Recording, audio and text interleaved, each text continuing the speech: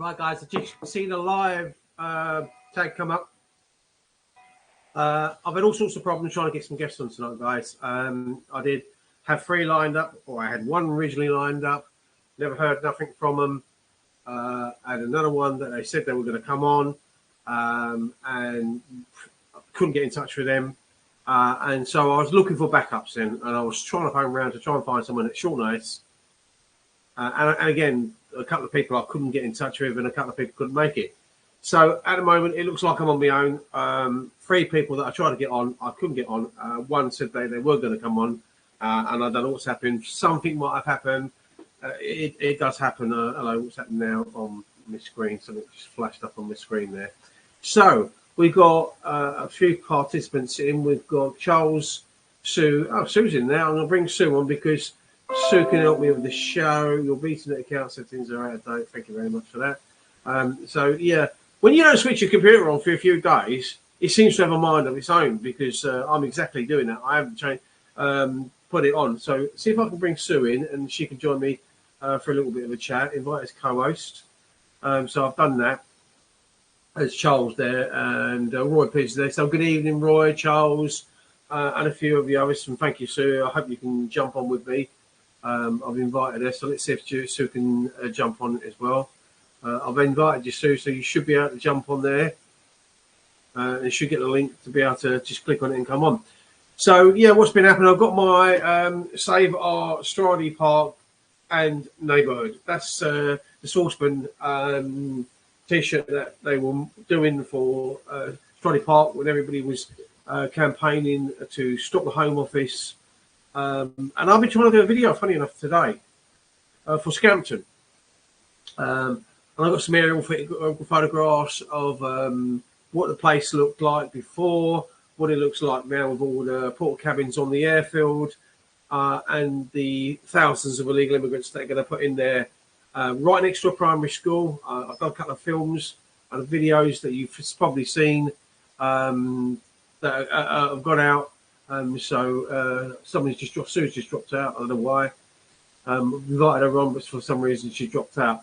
But yeah. So yeah. All right, Alfie, you've had some food. I've got my cameo out of me now. I want some food. These are plenty today. Hi, Christine. Christine's there. Lovely to see Christine. So anyway, I'll try to do a video. And what I try to do is there's a video out on the campus for Lincoln. Lincoln is full of universities, a lot of big campus, university campus, Brayford Wharf. And a lot of the canals run into Lincoln and go up to Birmingham and up north and various places. Oh, Sue's here now. I've got you. Yeah, you kept freezing. Did it? Oh, okay, mate. All right. Let me just. I'll come back to you in a second. Finish up this story. Hello. All right. You're right. Yeah, you know where if something happens or somebody walks in on you, Sue, if you go down to where the microphone button is underneath, it's rattling, echoing like mad. Is that me or you? Right, yeah, she knows where it is. So anyway, guys, so what I'm trying to say to you is, well, what's happening with Sue? I'm here. Oh, you're right now. It was making a lot of racket. Anyway, so wait a minute. I'll come back to you in a minute, Sue. Let me just explain what I was trying to say. And the huge campus where there's a lot of girls studying at the campus, and there's been some rapes. Lincoln, and I was, when I was doing some traffic management, working on the railway bridge there, and I was on nights, and I was on there all my bloody own, and I had the Russians coming, pissed up and threatening. Just mute yourself, Sue. Stop the background noise. And then you should be able to hear me still. Yeah, I got threatened by the Russians because there's Russians there, there's Poles there, there's a place called Portland Street, and they've renamed it Poland Street because there's been 2 murders down that one street. You wouldn't think a little place like Lincoln would have so many troubles. But again, you've got another place called Boston that is notorious, and I think it's one of the worst knife crime centres of the country, believe it or not. A little backward place like, I say backward, and people might not like me saying that. But that's what happens when you have these places that are stuck out the way. They seem to attract strange people. And I think what it is with Lincolnshire is some big agricultural lands with a lot of your wheat and a lot of your vegetables and potatoes and stuff like that. Down in the fens, you've got a lot of potatoes. Towards Bourne, you've got black lance celery because the soil is absolutely black there. Towards this side, you've got more potatoes and wheat and so on and so forth. And they change the crops every now and then. So I don't think I really need to go into too much detail. But coming back to Lincoln, which is the main city of Lincolnshire anyway. So you have this huge university campus at Lincoln, where there's hundreds of girls there studying. And they tend to sort of let their hair down, go out and enjoy themselves. Now, I've done a video today. I managed to go on the campus website and got a video of them showing them around how huge the campus is at Brayford Estates, Brayford Wharf Estates in Lincoln, and show them all the bits and facilities they've got, the libraries, the science department, so on and so forth, and where different parts they're studying in, and so on and so forth. And hugeness of it, right bang in the middle of Lincoln City, town centre, city centre itself. And then you've got the primary school right next to RAF Scampton, where they want to put thousands of illegal immigrants. Now, I can't understand the logic and thinking in government where you've got a lot of women that are studying in the city centre in these universities, a huge university campus city. You've got a contingent of children in a primary school bang right next to, even because of the red arrows, their uniform is red, the colour red like my top, of the children's uniform in the primary school.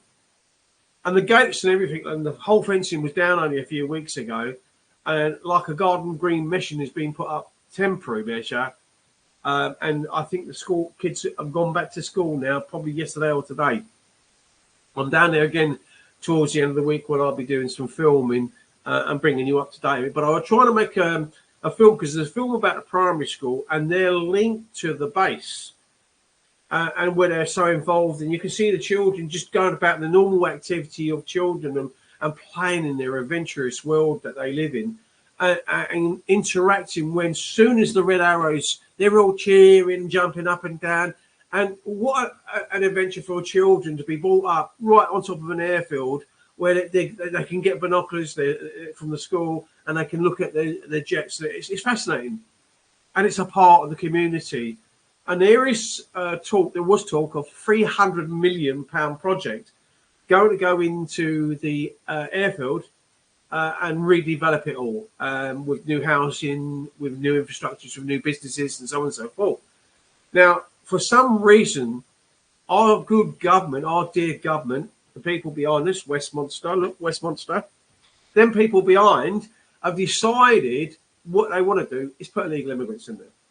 So your Heritage Centre for your Dam Busters is gone, your Red Arrows is gone, and you still got, and these people not in their backyard, NIMBYs, because it's not happening in their constituents, like Rishi Sunak, won't have none in his constituent.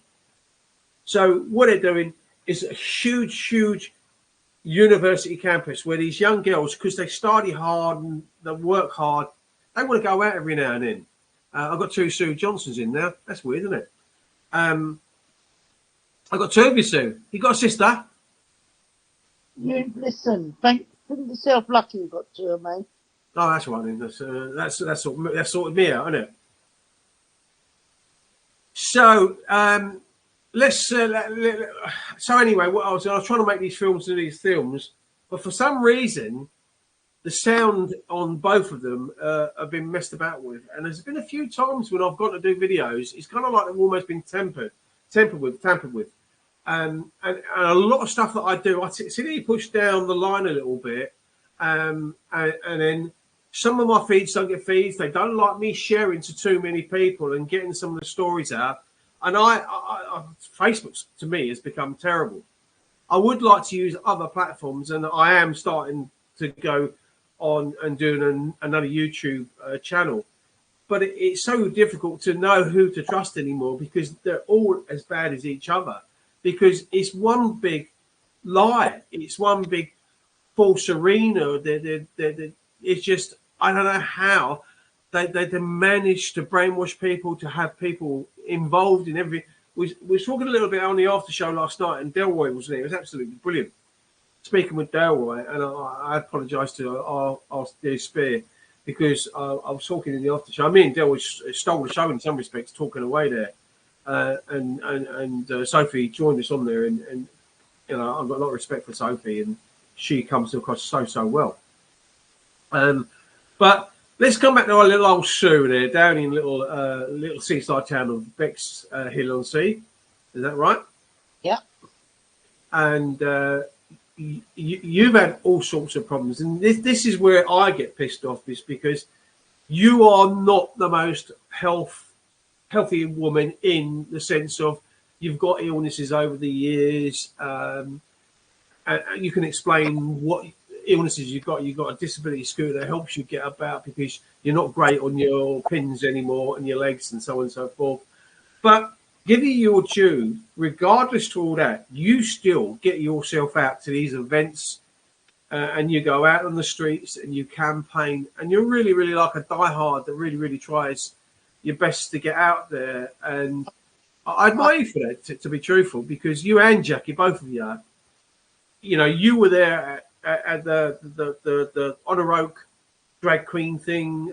We've been to so many different campaigns; it's unbelievable. We used to do our own outside Parliament every first Wednesday of the month, outside this building behind me.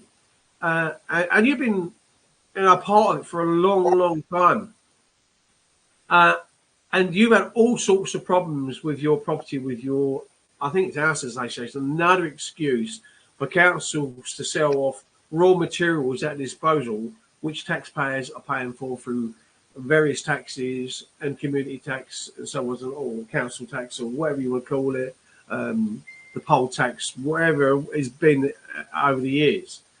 And you've had all sorts of problems with literally water cascading down your living room or your bedrooms. You've had sockets that have had to be blocked up.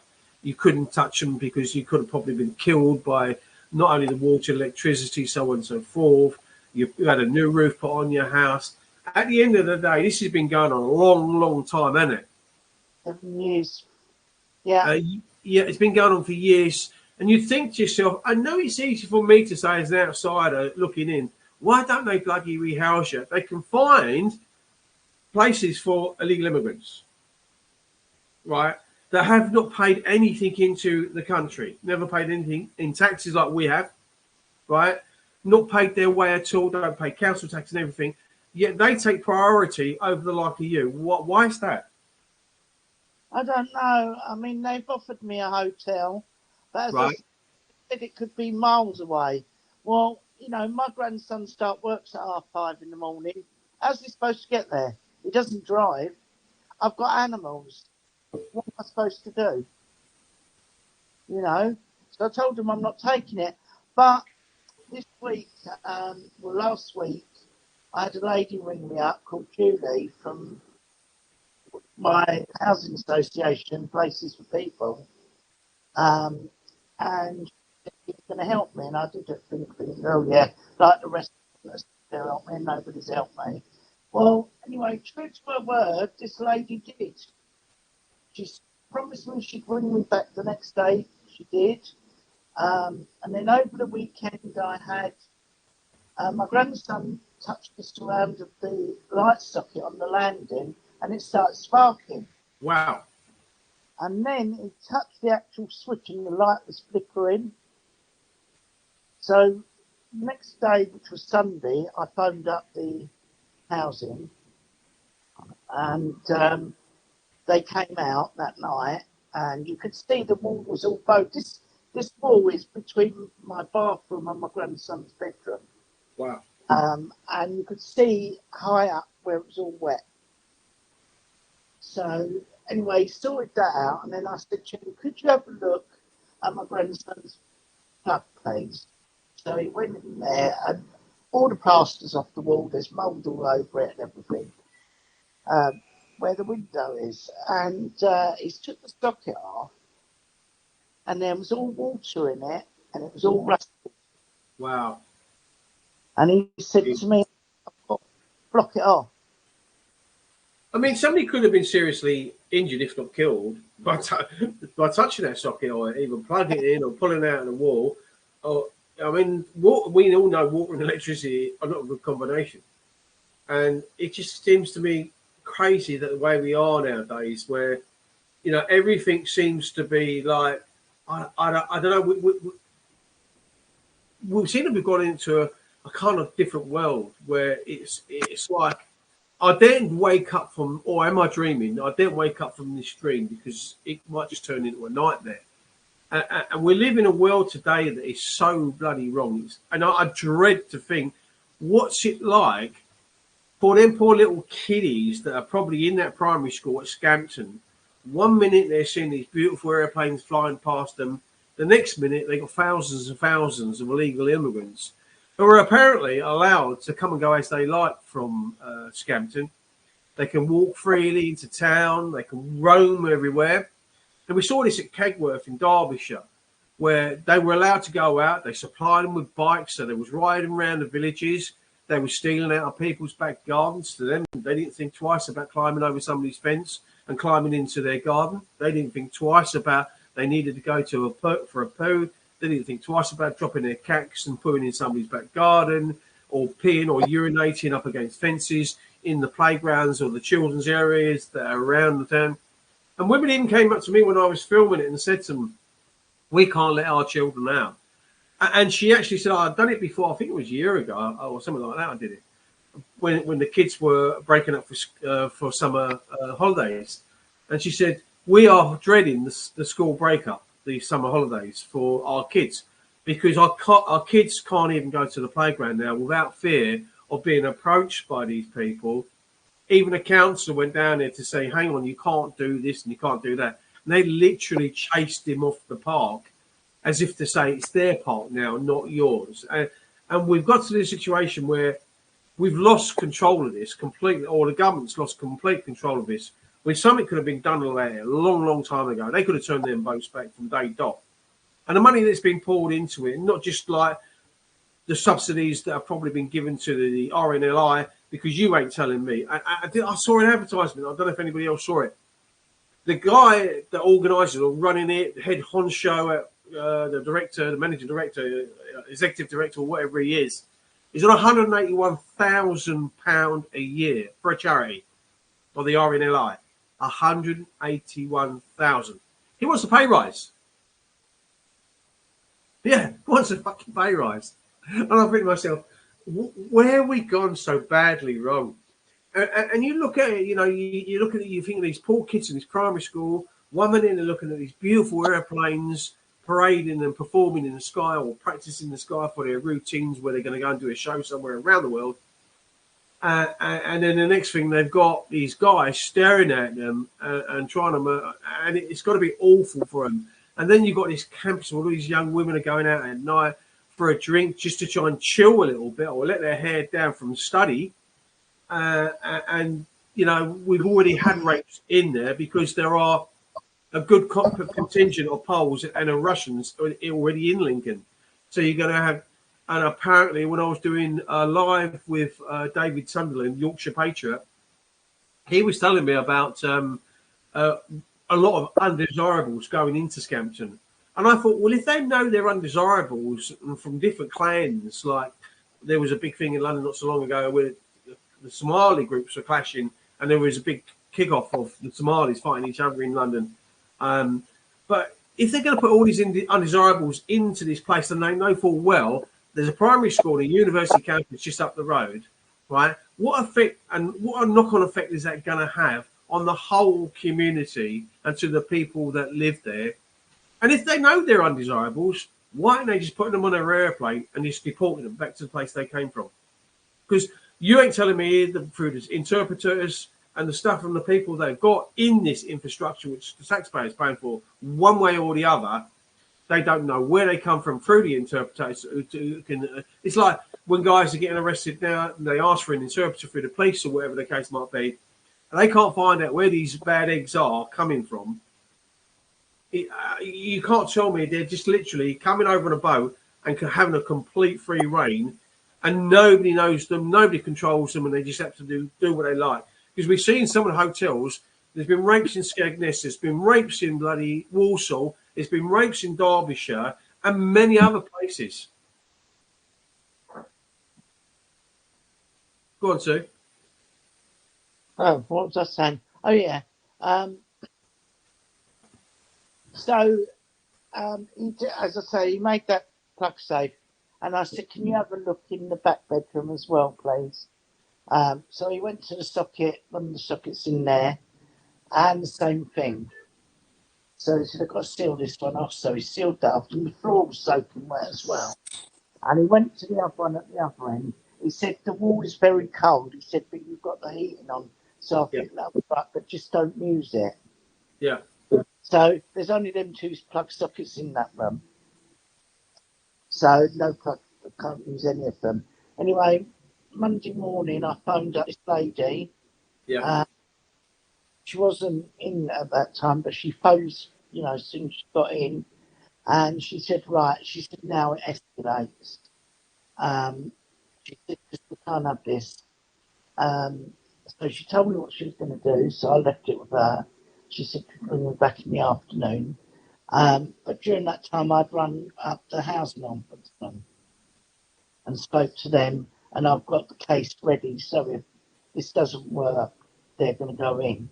But true to her word, this lady got back to me, and she said to me, I'm getting a surveyor out. Yeah. And she said there'll be someone out about the guttering and everything. Yeah. Well, I got a phone call yesterday. Yeah. On the phone, wasn't you? When the blokes turned up, Alan. Yeah. Dehumidifier off. And they're coming Saturday, putting scaffolding up to do all the top. I know it's early days, but already, because they put, did you say they put in one dehumidifier or two in now? They put one in, they're bringing one back Saturday. Has that one made any difference? Because sometimes you can actually see, believe it or not, you can actually see the water come out of things. Yeah. Now, what I did, I know this is stupid, but the lady also phoned me and said to me, I've got a surveyor coming out to you on Thursday. Right. So I said to her, oh, brilliant. Well, as it happens, they changed it to this afternoon. So what I did, I left it off because I wanted him to feel how wet the wall was. Yeah. So I told him that, and he said, no, that's fine. So he's done, he said, a lot of work needs doing on the property. It's all got a bit, they're paying for all the redecoration. They're getting a new front door. All that house is still being painted outside. All the repairs are going to be done. New floorboards in my bedroom. Wow.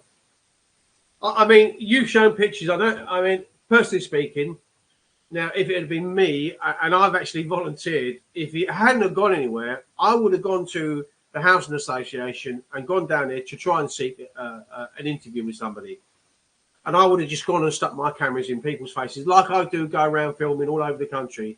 I would have made of a point of, like, a subject as bad as this, that you're looking after people that are nothing to do with this country, and our own, like yourself, are getting treatment like this. It's just been going on years. Now, you suffer from, what are you suffering from, Sue? Well, I have COPD. I have heart problems. I've got 2 leaky valves now and a pacemaker. I've got osteoporosis, I've got colitis. Jesus Christ.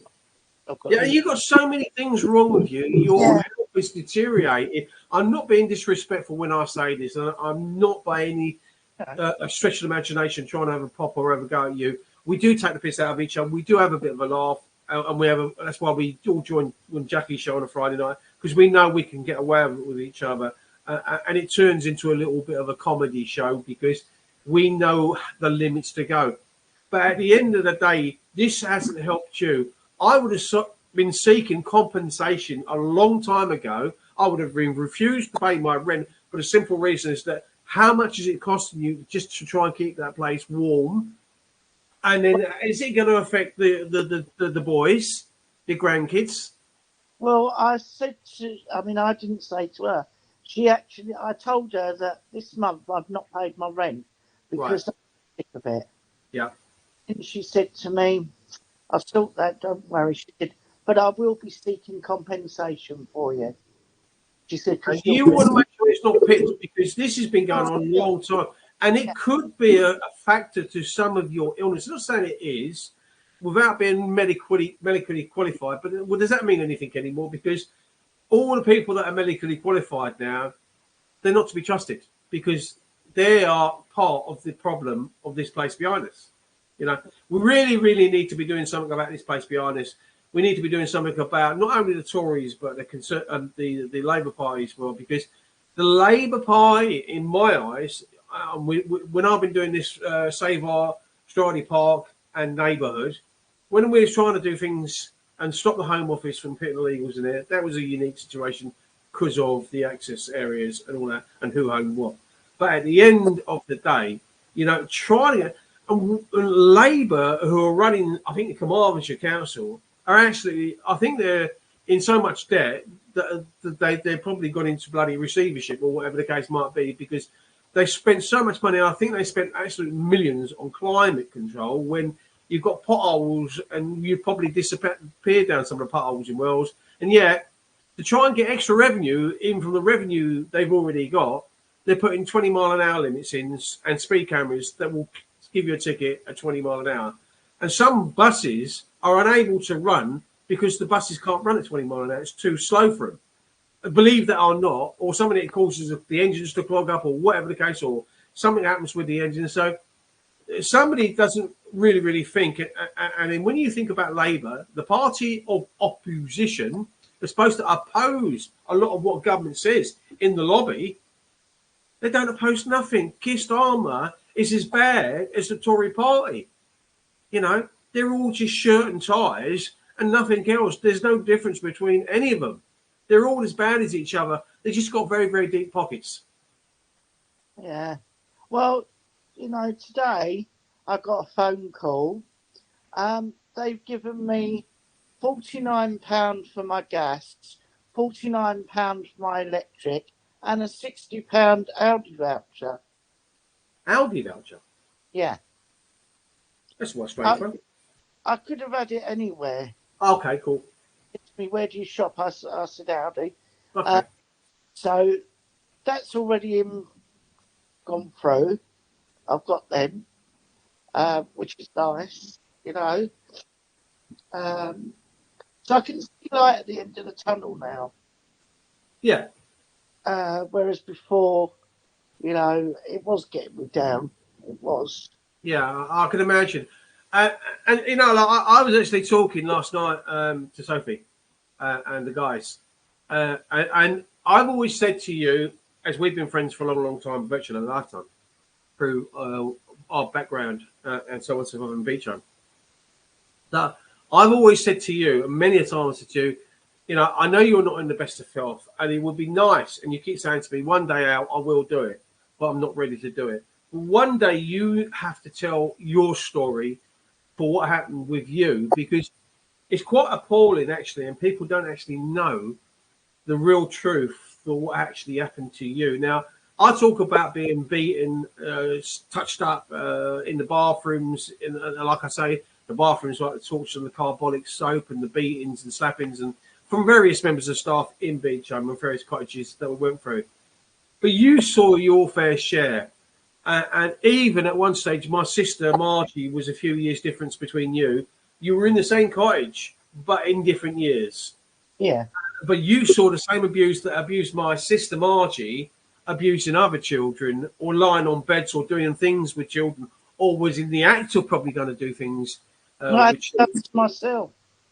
And what I want you to do at one stage is sit down and probably come on the show or something like that and talk about, you know, I know it's very difficult for you to go back there, but, you know, you actually, let's just talk about a little bit of it so people, we've got a good participants in the chat room, but, you know, you saw some horrific stuff going on in Beach Home. and what was going on. If you let's put it in perspective, right? So there's me that was in 4 cottages, right? Abused in 3 of them. There was my brother. I think he was in a couple of cottages, abused in his cottages. There was my 2 sisters abused in their cottages. 2 sisters. If you said one family were abused in 7 out of 24 cottages, that doesn't bode well for the rest. Not saying every single one of them and every single member of staff was a perpetrator in sexual abuse of children or gross misconduct or taking that care of duty away and putting children in harm's way. All that, what I've used in them cliches and many, many times spoken about it. But it wasn't a good place. No, I mean, I've got 3 brothers, and one of my brothers was in the same house as your brother. Yeah. And I didn't realise he'd been abused. My twin brothers, who are 4 years younger than me, they were abused. Yeah. And I was abused. You know, so, and I'd been in 3 houses in Beach Home. My brothers, one had been in 2 houses, and the other twin had been in 3, the same as me. You know, but there was, you know, 2 of the houses I was in was good. They were nice. We didn't get abused. I didn't get abused in them. Yeah. So, you know, there was good house parents there. And I was in touch with Auntie Teresa that was in the last house I was in, Beach House. Even after when I left Beach Home, I used to go back on visits. And because some of the kids were still young, because they put them into normal houses and normal streets in London. And various, say you knew some staff that did that. And I'd cut the grass there or go around and cut the grass for them. They'd invite me to stay for tea. Some of the people were undesirable. There was a couple of people that I didn't like. There was in staff-wise. And there was 1 or 2 people that they were more interested. A lot of people, to me, they do these type of jobs and all they're worried about is a pay packet.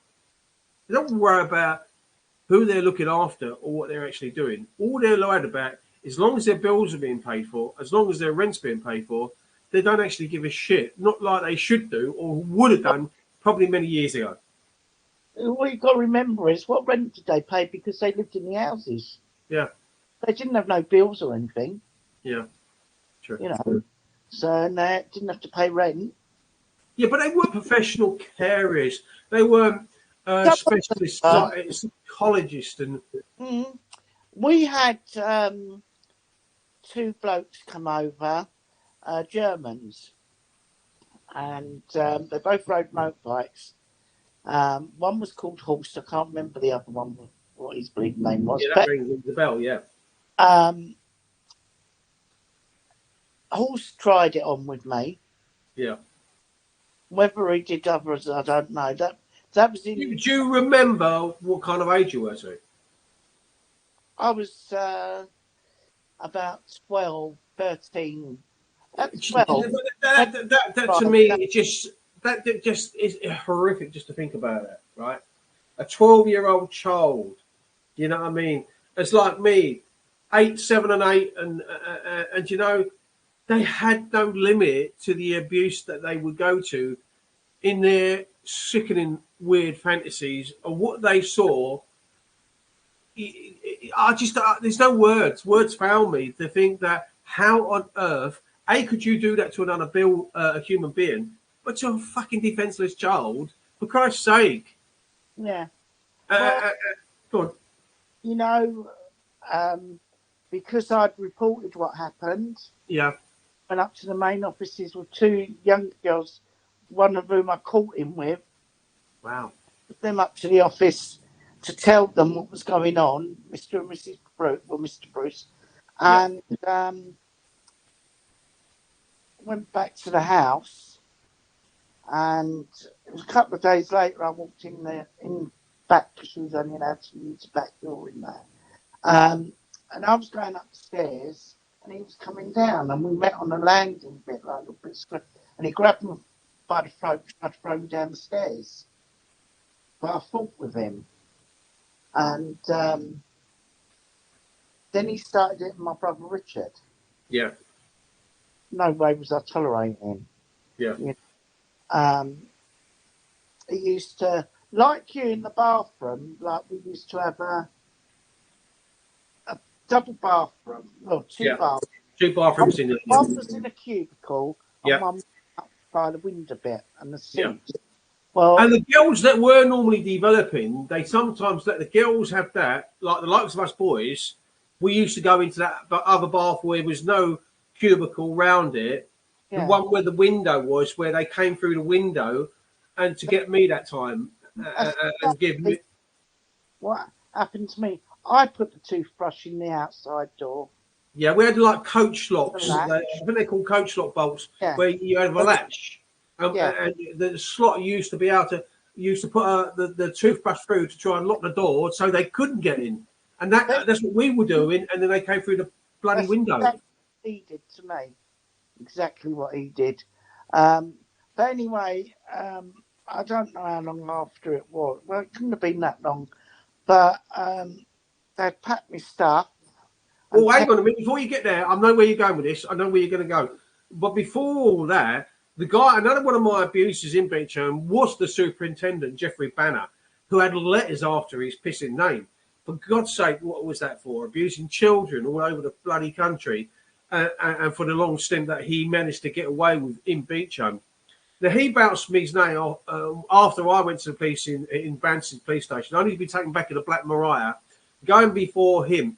And him bouncing me off his knee, a young child off his knee, in a perverse way where he was juggling me up and down his knee, just getting worked off of a child, saying to me, in the corner there's a cane. Little boys like you that tell lies get sent away, trying to cover up the horrific abuse that was going on in this horrible hellhole, and a horrible place it was.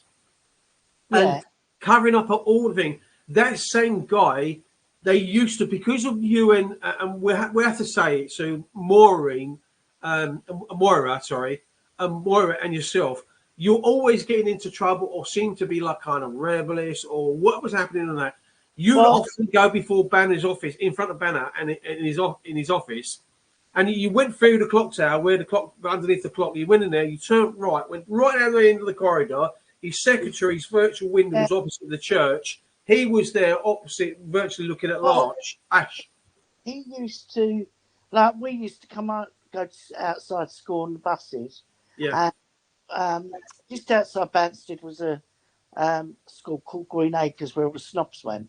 Yeah. Right. They used to come, the old double deckers. Yeah. Back seat and the stairs there. Well, they used to play lacrosse. So when the first two come up, we nicked their sticks. And as the others come up, we lifted their head up and smacked them with the lacrosse stick. But it was only the netting bit, not the wood. Yeah. By the time we got in the gates of Beecham, we walked through the gates, walked down a little bit, and there he was, Susan Pete, Moira Loman, in my office now. So we go to his office, and obviously we were caned, always caned. We were the most, well, I know that I was the most caned girl there. Moira weren't caned as much as I was.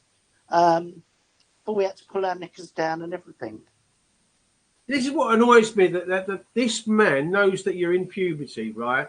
And he's putting you across desks and getting you to pull your knickers down and then making you bend over it in a way that he can see everything, right? Yeah. A man not only doing this to girls, young girls, but doing it to boys as well, this like young lad as well, that couldn't speak out for himself. That's why I continue to this very, very day, because they might shut the boy up, but they won't shut the man up. And I've always said that you can silence that boy that was inside me, but now as a man, I will fucking speak out. And it's, I'm glad we're having this conversation in the sense that people don't actually realise. I came out with a metaphor the other day when I was telling people, I was just talking generally about abuse in general, and I said, you try fucking walking in my steps in the snow. You might be able to follow my footsteps because you can see them in the snow print, but you can't actually walk in my steps through the life that we led. No, that's right. I mean, after reporting him, as I said, my stuff was packed and as I say, Ted Long, the abuser, and his wife were both child abusers, took me in his car, and I was put in a mental hospital for 3 years. But you were still a child, Sue. Yeah, I was 14. You were still a fucking child. I mean, at the end of the day, because you're complaining about seeing grown men abusing children. Now, you're seeing this for your own eyes. We're witnessing a horrific, historic child abuse. We're testimony to historic child abuse. And these people behind me, in this fucking building behind me, did nothing. When we went to the Home Office, me and you went into the Home Office and we sat in front of a minister, a parliamentary fucking candidate, a minister, an MP, and said to her, we want a public inquiry. We want you to stand up in Parliament and turn around and say, I want a public inquiry into the abuse that happened in Beecham. But coming back to you, this is very important to get you to speak, and I really am thankful for you to say it's a hard subject to talk about for anybody to talk about their abuse. Some people lock it up and keep it locked up for years and years and years, and they sit in that corner and dare talk about it because it's a kind of dignity thing. You know, you take in. Go on. I don't no more. I won't cry over what happened to me anymore. They can't make me cry no more. It can't. You know, I've done all my crying over it, but you know, I'll talk about what happened. The only thing that I haven't talked about is what happened in the hospital. You know, that's the thing that I haven't talked about. You know, and like what, you know, I had a dad. I did have a dad. My oldest brother had left Beecham, and then he lived with my aunt. But before he used to protect us there, but obviously he'd gone.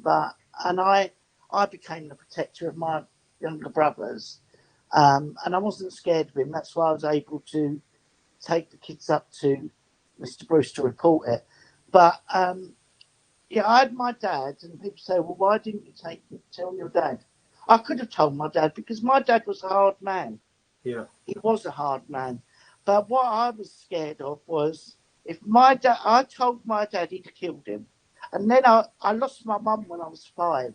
So I would have lost my dad too. And not just me, my brothers. So I couldn't tell him. They never gave him the truth of why I was put away. Nothing, you know. But, you know, eventually I did get out of there. And then... But well, let's go back just a tad there. The food in Beecham when I was a kid was absolutely horrible, awful. They couldn't cook to save their lives.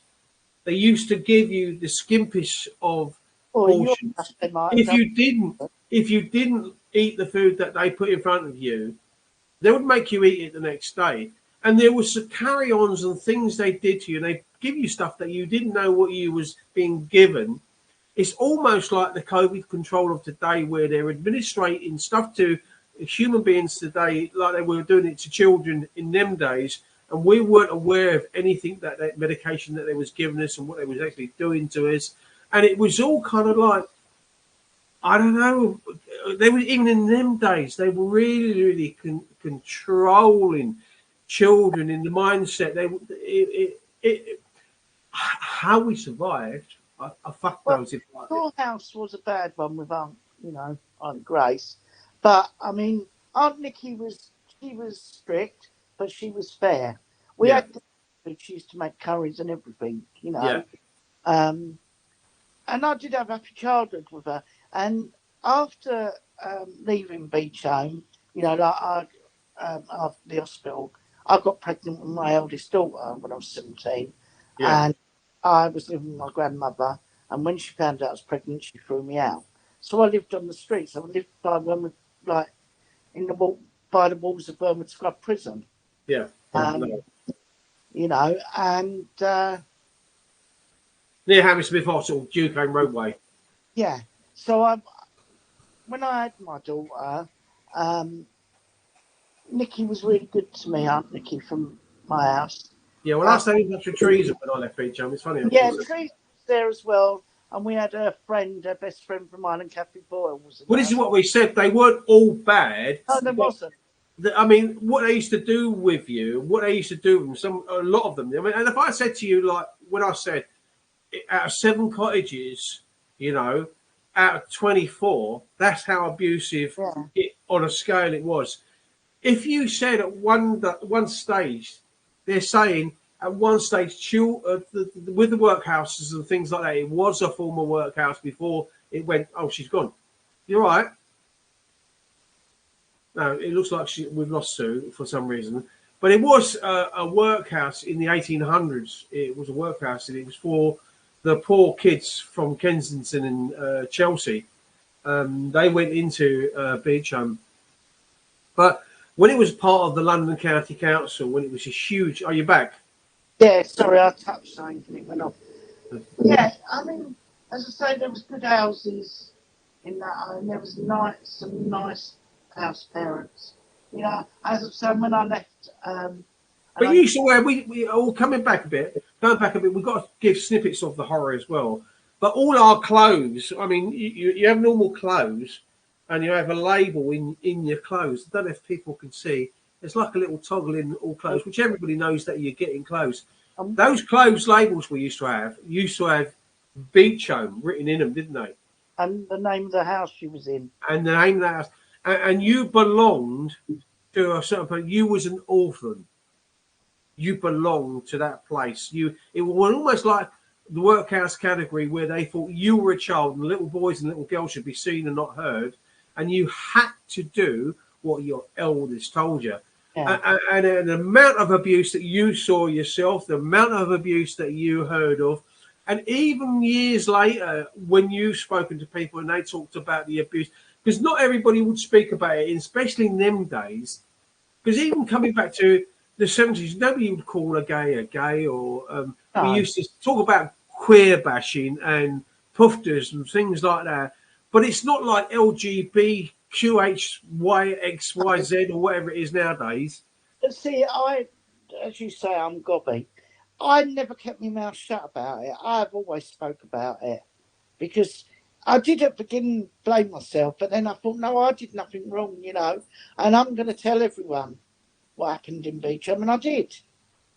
Yeah, but we got to sit down one day because putting you into a mental institution as a child, now to me that sickens me to the core.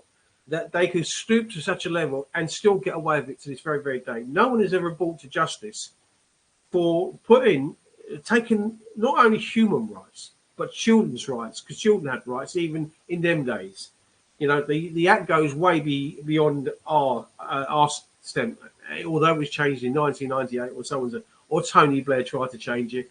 And the politics that's been laid out before us, before him, and on, it just goes on and on and on. But at the end of the day, Sue, you know, when you was in the mental institution and they banged you up there, I know it's horrible, babes, and I love and respect you dearly as a really close friend, my closest friend for my life. And I'm not worried about it, Alan, because as I said to you, I don't cry no more over it because for the simple reason I can't do nothing about it. Yeah. I can't go back. I can't change it. But I can go out there now and try and do something about the children of today that are being abused. Yeah. And that's why we do it, because we are children. Fundamentally, we are in what we go out there for and why we go on the street is for the children, because this abuse is still going on to this very, very day. Well, it's widespread. And now private companies are running a lot of the council services. The children's homes have not got any better, and sometimes they've got worse because they're running by some of these corporations and some of these companies that, you know, these private companies like G4S, Serco, and people like that have got into the market now. And some of these companies end up going bankrupt, yet getting £1 million contracts the following year. How that works, I never know. Where does the money actually go, or where is it filtered off? Somebody's making money out of it. Yeah. But when we come back to when you was in the Epsom Mental Hospital, when you was in there, they put you in straitjackets and all sorts of things. Did they deprive you of food, banged you up? We didn't have the padded cell, but we did have they were called side rooms, where you was locked in, and the windows, and you was given the liquid cosh, which was like actual, which was a jab up your ass. And that was if you had a fight with someone, you know. I got put in there one day because, as I say, my mum died when I was 5. I didn't have a hang up about it, but you know, it was my mum. I didn't like people to say things. Well, this girl, her name was Sally Nelson. Every time I walked past her bed in the evening, she'd say to me, "I'm glad your mum's dead. I'm glad your mum's dead." So I used to tell her, just shut her mouth. Well, one day she was under the bed putting her shoes all tidy, and she said to me, "I'm glad your mum's dead." I said, "Oh, yeah." So I lifted the bed up and fucking dropped it on her. And the next day, it was like, do you know, if you've seen One Flew Over the Cuckoo's Nest, they all sit in a circle for a meeting. So anyway, we had this meeting, and it was because I'd Sally with the bed. They said to me, started on me, "Why have you got such a hang up about your mum?" I said, "I ain't got a hang up." "Well, obviously you have got a hang up." Well, I was getting them in the end, I lost my temper. Yeah. And I got up and said, "Fuck off," through the chair. Well, then they grabbed me, took me down the cell, and gave me a jab up the arse. That's because I didn't do anything wrong. You know, I couldn't tell them I didn't, which I told them, I don't have a hang up. Yeah, my mum's dead and it does hurt, but I can't do nothing about it. I was 5 years old, you know. But when I've seen, because you sometimes, I don't know whether it's an anniversary type of thing, or sometimes you change your profile picture to your mum. It is your mum, isn't it? My mum has been dead 61 years on the 16th of this month, and I will put her picture up. And she was a beautiful woman, wasn't she? Yeah, I didn't have many pictures of my mum. But the black and white one that you show and put up sometimes of Yeah. your mother, because not being funny, the Peak family, as you were called, as I knew you, Yeah, because even when we were in crowds of kids and running around the streets, and sometimes the house parents would kick you out the house in freezing cold weather and rain and all sorts of conditions and like that, just to get rid of you. They would sit in a nice warm office round the fucking coal fire, and we'd freeze our bollocks off out in there. And we was made to go into the outside toilets, and the draconian measures that they had in the kids' home was quite awful. And them toilets were absolutely freezing. And like prison doors. yeah. There's boys' toilets, wasn't it? Yeah. We inside one.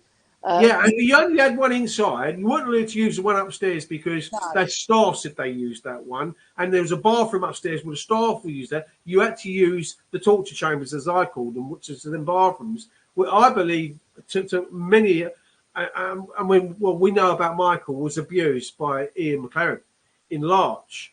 And he was bathing and abusing him at 12 years of fucking age. Yeah. But you look at the age groups when you're talking about 8-year-olds and 12-year-olds and yourself, it's all the same age group. Well, why did they have to? I mean, what is the matter with these people that they can't meet somebody of their own age or meet somebody of their own sex or whatever the case? Or if they are one or the other, meet somebody that is. It's just to take. My twin brothers were 6 years old when they were abused. You know. But I didn't know it until all this came out. You know, I was told a few years before the police came to us about the Operation Brockhurst, whatever it was. Was Brockhurst. They did come out about it. They contacted me, and I said no, I don't want nothing to do with it. Errol was alive then, and he said, "No, you fucking go for it." He said, "You suffered." He said, "You did fucking suffer." You know. But it just, I mean, how did you know when you was in this mental home in Epsom? I mean, kind of like, what was an average day? I mean, nobody can actually turn around that I actually know, turn around and say, and tell you the kind of like how a mental home carried on. Was you in kind of like dormitories or cells of your own, or dormitories? We was kept locked in You know, I mean, we had the girls' side and the boys' side. Right. A few of the nurses were all right, I must admit. Were they wings like a prison itself? Well, they Or just more hospital? more hospital, I would say. But as I say, some of them were bastards. I mean, the night stuff, we had two Italians, Cisco and Joe, his name was. We was mucking about the boys. Well, we was in the boys' dormitory and Cisco was coming, so we ran. But we ran into the side room and they had shutters up at the window and they were sort of not far from the window, but I was skinny then. And we got up behind there so Cisco couldn't see us. Well, he came in and he pushed the shutter shut. But he knew we was behind there. Anyway, he got us out and he bent our arms right up our backs. He was so spiteful, you know. And then I'd have, because I was a skinhead at the time, and I used to get my clothing and I'd buy my clothes. And one day I went out and bought new knickers, and when I come home from school, my knickers were put pinned in the boys' dormitory. The staff had done that. You know, they used to chase me to give me a virginity test. Yeah. They never caught me, but, you know, we had school there, but we mixed with the other patients. Yeah. We had some right weirdos. You scared life out of me. Yeah. I mean, you are going to. This is the thing. It's like anything of what life is like.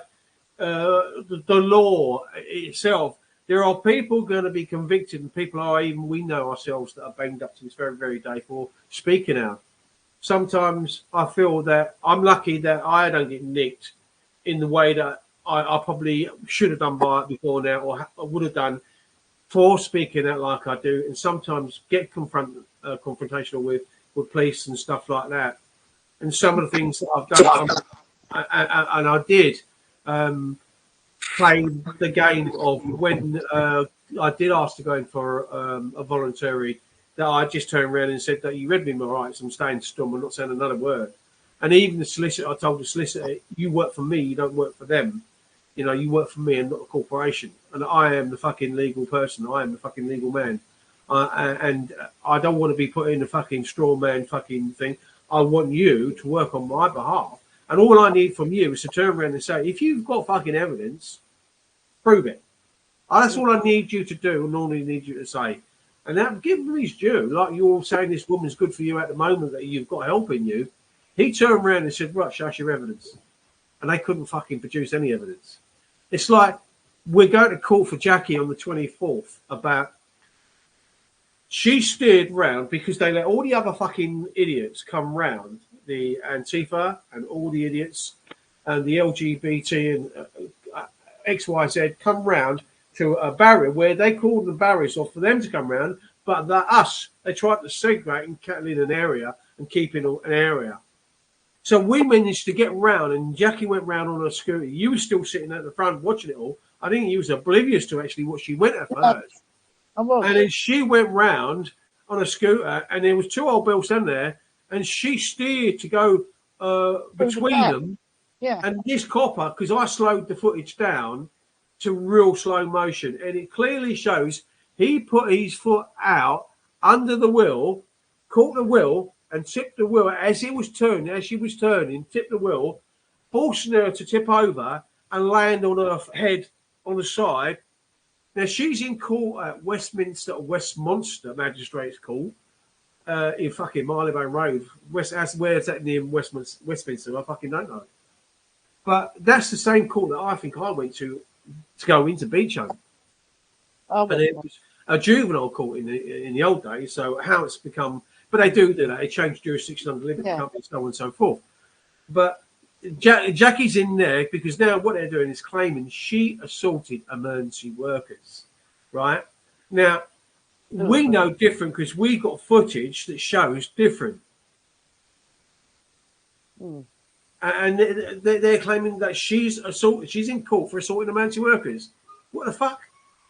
This is how corrupt and bent these fucking people and a disabled woman. It's like going back to your day of locking a fucking child up in a mental institution. Mm. Yeah, because she was in a bad way. I know she was. We had to go to the hospital. I ended up having to drive her scooter from, because I took my pod to Crystal Palace. My pod was at Crystal Palace. I took the car, unhooked the car, took it to on a roke, left it parked on the side street, walked down, met you guys. We ended up going to, was it Lewisham Hospital? Yeah.